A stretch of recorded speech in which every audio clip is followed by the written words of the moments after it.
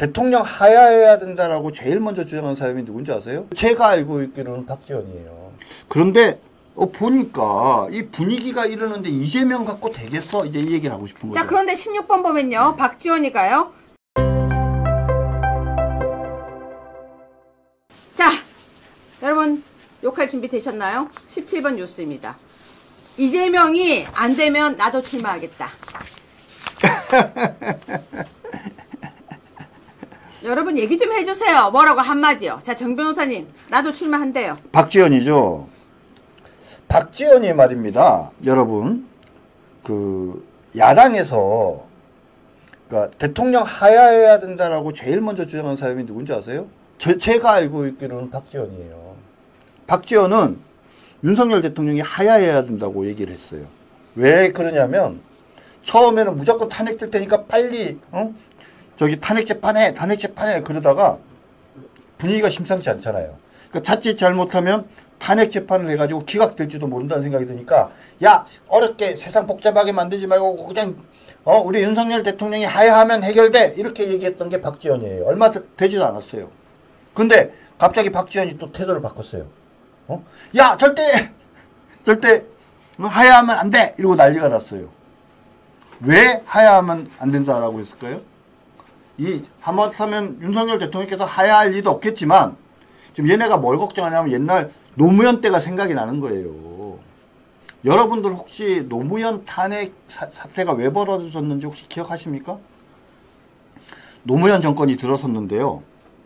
당시에 대북 송금 사건 특검 문제가 생겼어요.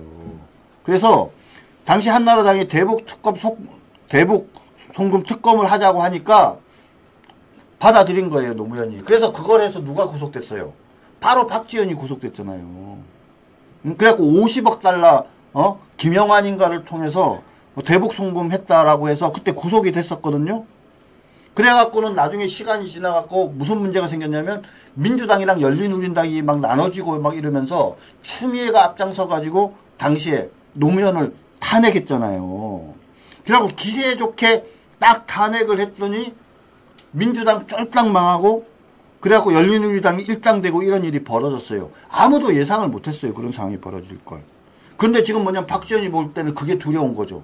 야 이러다가 갑자기 윤석열 대통령이 야 이런 불공평한 이 헌법재판 못 받겠어. 내가 억울하니까 반드시 우리 보수파의 대통령이 당선되게 해주세요. 그래서 제 억울함을 풀어주세요. 이렇게 갑자기 나오면서 국민적 분위기가 갑자기 바뀔 것 같으니까 탄핵 재판을 해야 그런 분위기를 막을 수 있을 것 같으니까 절대 하야는 안 돼. 하야는 안 돼. 이렇게 얘기를 하면서 그런데 보니까 이 분위기가 이러는데 이재명 갖고 되겠어? 이제 이 얘기를 하고 싶은 거죠. 자, 그런데 16번 보면요. 박지원이가요.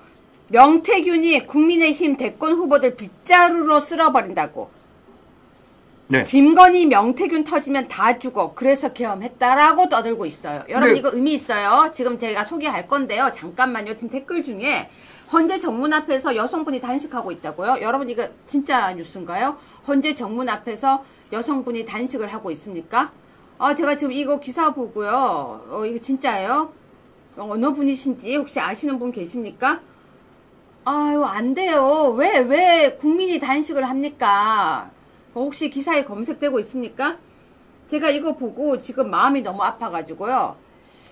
와, 근데 정말 진짜 이러면 안 됩니다. 진짜 아유, 단식하지 마세요. 그 건강 버립니다. 진짜 잘 먹고 잘 싸워야죠. 자, 박지원이요. 김건희 명태균 터지면 다 죽는다고 했는데요. 자, 그 뉴스 보겠습니다. 오늘 13번 뉴스입니다. 바로 제가 오늘 사실 하려고 했던 메인 뉴스기도 했는데요. 오늘 여러 가지 부분에서 저희가 약간 오늘 유튜브 말을 하면서 제가 진짜 내가 제목을 잘못 달았다는 생각이 좀 들었었어요. 자, 명태균 사건 중앙지검 이송 내용 소개 좀 해주세요. 아까도 말씀드렸지만은 지금 창원지검에서 명태균, 김영선, 그 다음에 강혜정 이렇게 여러 사람을 전부 다 조사를 했습니다. 그랬는데 그 사건들, 그러니까는 정치자금법 위반과 관련된, 공직선거법과 관련된 그 당시에 어떤 김영선 선거와 관련된 상황에 대한 사건들은 조사를 해서 이제 거기서 바로 다 기소를 한 것 같고요. 그 다음에 그것과 별도로 김영선 공천과 관련된 부분을 떼내가지고 명태균을 명태균 사건을 이제 그 중앙지검으로 이송을 한 거죠. 근데 이 지금 중앙지검 이송 사건과 연결되는 건 뭐죠? 지금 특검하고 있지 않습니까? 그죠? 그러니까 방금요, 정 변호사님. 네네. 박지원이 명태균 국힘 대권 후보 빗자루로 쓸어버린다고 박지원이 얘기했죠. 네네. 박지원이 김건희 명태균 터지면 다 주고 그래서 계엄했다고 박지원이 계속 얘기해요. 그렇죠. 계속 그 얘기하죠. 박지원이 원래 어디 있었죠? 국정원이었죠. 국정원에 있었죠. 그런데 여러분 되게 이상한 게 이거는 그냥 저희 추측이에요. 박지원이 명태균 계속 얘기를 하는 거예요. 네. 그러면서 그럼 내가 대선 나갈게까지 얘기를 했어요. 네. 그런데 갑자기요. 윤석열 아니가 검찰이 명태균 사건이라고 안 하고 기사가 윤 부부 공천 개입이라고 13번 뉴스 다시 보여주세요. 윤 부부 공천 개입 의혹이라고 아예 또 터뜨리기 시작해요. 그러면서 중간 수사 발표를 하는 거예요. 그러면서 중앙지검으로 이송을 해요. 자, 남들이 볼 때 윤석열 부부가 공천 개입 김영섭? 정 변호사님 이렇게 기사 나가면 안 되는 거 아닙니까? 안 되죠. 근데 제가 여러분들께 이제 이런 의혹을 문제 제기를 합니다. 사건을 이송한다는 의미는 뭐예요? 창원지검에 있는 검사가 수사를 하다가 서울중앙지검 검사들이 수사를 한다는 의미죠. 그런데 사건 자체는 중앙지검으로 이송을 하면서 창원지검에서 수사를 했던 검사들이 다 가요. 이상하지 않습니까? 그 검사들을 파견을 보내는 거예요. 근데 검사를 파견 보내는 건 예를 들면 특검을 하면서 검사를 파견 보내는 건 그럴 수 있다 손쳐요. 근데 이런 것처럼 이런 식으로 창원지검에서 중앙지검으로 사건을 이송했는데 창원지검에서 기존에 조사를 했던 검사들을 창원지검 전담 수사팀을 전부 다 중앙지검으로 이동시켜서 수사를 하는 것은 매우 이례적인 거예요. 제가 보기에 그러니까 이거는 뭐냐면 형식적으로는 서울중앙지검으로 이송한다라고 얘기를 했지만 27일 날 지금 뭐냐면 이 명태균 특검법을 통과시키겠다는 거 아닙니까? 그렇죠? 그것을 대비해서 미리 올려놓은 것이다. 그렇게 볼 수밖에 없습니다. 자, 여러분 그래서 제가 오늘 되게 이 뉴스들을 보면서요. 우리가 의미 있게 봐야 되는 게 저는 박지원, 명태균, 한동훈 그리고 아까 누구였죠? 박범계 저는 이렇게를 의미 있게 봐야 된다고 생각을 했습니다. 그러니까 막 떼서 보지 마시고요. 세트예요. 박범계가 3월 4일 얘기했죠? 8대0 얘기했죠? 박지원이 내가 대통령 후보 나갈까? 그런데 명태균이 저쪽 후보들 아까 뭐라 그랬어요? 싹 쓸어버린다고 했습니다. 빗자루로 쓸어버린다고. 네네. 국힘 대권 후보 빗자루로 쓸어버린다고 박지원이 떠들었어요. 그런 다음에 명태균 터지면 다 죽는다고 그래서 계엄했다고 얘기했어요. 그러더니 갑자기 중앙지검으로 이걸 사건을 또 이송해요. 네. 여러분 이거 되게 눈여겨봐야 되는데 자, 그 와중에 한동훈이 튀어나왔다는 거죠. 자, 정준기 변호사님 마무리 멘트 좀 해주세요. 지금 윤석열 대통령에 대한 이제 탄핵 재판이 어떻게 될지 그리고 20일 날 있을 이제 구속 취소의 여부가 어떻게 결정될지에 우리가 이게 초미의 관심을 갖고 있는 사이에 이 좌파 민주당들은 또 다른 음모를 꾸미고 있습니다. 명태균 사건을 서울중앙지검으로 끌고 올라오고 그 사건을 조사했던 검사들을 대거 서울로 올리고요. 그러면서 27일 날 좀 특검법을 통과시키려고 합니다. 오늘 중간수사 발표에서 제일 중요한 얘기 중에 하나가 뭡니까? 김건희 여사 소환 조사 예정 이런 식으로 나왔지 않습니까? 그죠? 김건희 여사를 불러서 조사하는 것을 언론에 공개하는 것이 가지는 정치적 함의가 뭡니까?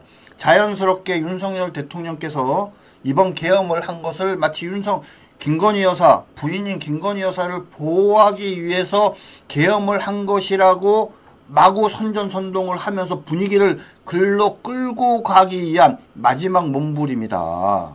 그죠? 저는요, 이송이 됐으니까는 아마 다음 주쯤 되면 검찰에서 김건희 여사 소환 이런 식으로 해서 크게 기사가 뜰 거라고 생각을 합니다. 네, 그렇다면 만약에요 김건희 여사가 소환에 응하지 않으면 또 난리치겠네요. 그럼 뭐 또 체포영장 어쩌고 난리가 나겠죠.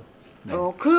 그러기 위해서 경호실 사람들을 또 구속영장을 청구했군요. 그렇죠. 그것도 일리가 있으신 말씀이에요. 벌써 세 번째 영장 청구했지 않습니까? 그래서 지금 사실은 요번 주도 요번 주지만 다음 주가 매우 이제 분기점이다. 사건이 넘어오고 제가 보기엔 2월 말 3월 초, 그러니까 2월 24일부터 3월 7일 사이에 명태균 사건이 서울중앙지검으로 오면서 그 사이에 반드시 검찰에서 나서가지고 김건희 여사를 공개 소환 조사를 하려고 할 것이다. 그리고 실질적으로 언론에 김건희 여사를 불러내려고 할 것이다. 근데요, 정 변호사님 하는 짓이요. 과거 박근혜 대통령 때랑 똑같아요. 똑같죠. 아니 지금요 그거 딥페이크 만드는 것도 똑같고요. 똑같죠. 그리고 그 수첩도 똑같고요. 똑같죠. 그리고 막 카드라 뉴스 막 퍼뜨리는 것도 같고요. 지금 노상원의 수첩 가지고도 막 온갖 떠드는데요. 노상원 수첩이 지금 증거 능력이 있습니까 없습니까? 증거 능력이 인정이 안 돼요. 그러니까 검찰이 노상원 수첩에 나와 있는 내용을 공소사실에 눈꼽만치도 지금 거의 못 쓰고 있거든요. 그런데 어떻게 노상원의 수첩이 공개가 돼가지고 언론에 공개가 돼서 거기서 온갖 얘기들을 하면서 지금 뭡니까? 세상을 또 시끄럽게 만들고 있지 않습니까?